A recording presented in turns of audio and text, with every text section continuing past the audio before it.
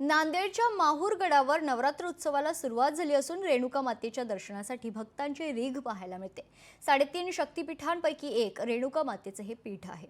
आजपासून नवरात्र महोत्सवाला सुरुवात झाली। 3.5 शक्तिपीठांपैकी पूर्ण व मूळ पीठ असलेल्या माहूर गडावर रेणुका मातेच्या भक्तांनी सकाळपासूनच गर्दी केली आहे। भक्तांसाठी संस्थांच्या वतीनं सुविधा उपलब्ध करून देण्यात आल्या। सकाळी रेणुका मातेचा अभिषेक, वस्त्र अलंकार प्रदान व घटस्थापना आणि महाआरती पार पडली आहे। त्यानंतर कुमारिका पूजन देखील केलं जाणार आहे आणि रेणुका मातेची काय आख्यायिका आहे याची माहिती संस्थानचे मुख्य पुजारी चंद्रकांत भोपे यांनी दिली आहे।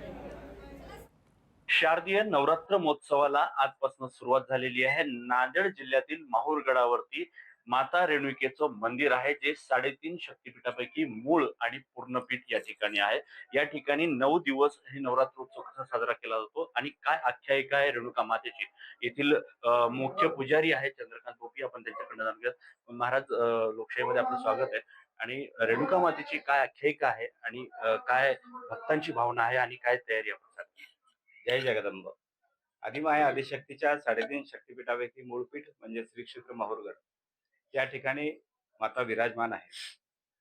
माता जमदग्नी ऋषींची पत्नी आणि भगवान परशुरामांची माता।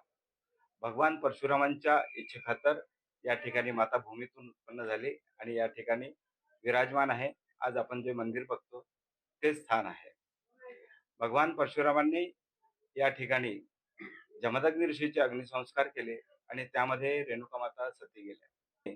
अनेक कलावंतांनी आतापर्यंत आपल्याकडे नोंदणी केलेली आहे। जवळपास 60च्या वर कलावंतांनी या नवरात्र महोत्सवामध्ये आपली गायन, वादन, नाटिका असू द्या, सगळ्या प्रकारचे भारूड, अशा सगळ्या प्रकारचे विविध कार्यक्रम या ठिकाणी आयोजित करण्यात आलेले आहेत।